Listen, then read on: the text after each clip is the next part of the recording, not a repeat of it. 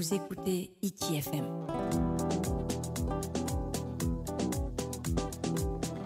Hiti FM, la plus belle des radios.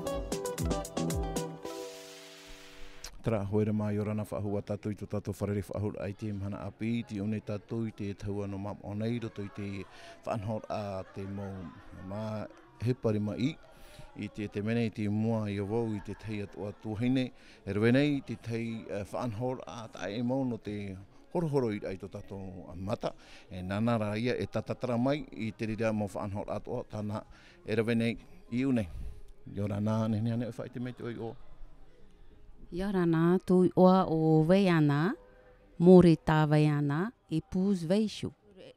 Hururui ramata, me nā roto pe te rapaauraa te rawer ai tatou mo raau natura. Ehere, tatou mo ehere. E rawer hei mo maitai roto. E tatou e ti ore e mara maramahia. E tenei, wa hapi wau e te vera ti te mo raau natura. O tenei he rapaau to tatou mata. Te roatu nisho te toe. E vera roto te mata i nene ona e haremei rape. E te rawe a tau whaahupa nei. O ia hoi te titor ai te topatara au roto te mata. E nā te rira e tauturu te toe haremei rape. E hau atua te tauromir ai te mata.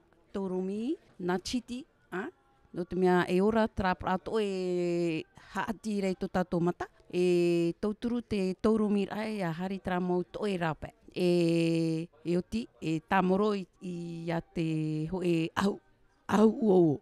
Eita, e ti churu pe te taata e te teime mata mua. E hi owo me nahaya te tupura. No te mea nene te teime mata mua e ho e taata, nene e vei e ahuru toi. E hi or anoa, ahuru toi. E proe o iana, hui o hau mei, ananei. E pene e iti mei. No te mea tupatane o trara au, nā trara au tauturu te mo toi a hari mei rape. Hari mei no o trapra toi rape. Nene, nā roto no ki tāmoro rai, ha mea o a rato rape. E tito o te taata, tau o taatara, e hui o hau mei ananei. E hi o wau, si o topa te whaitōraro o re rau o mara.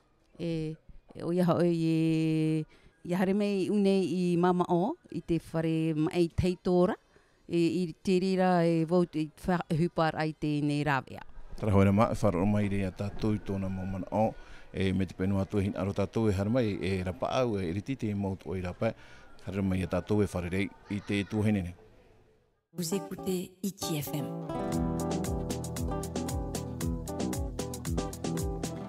Hiti FM, la plus belle des radios.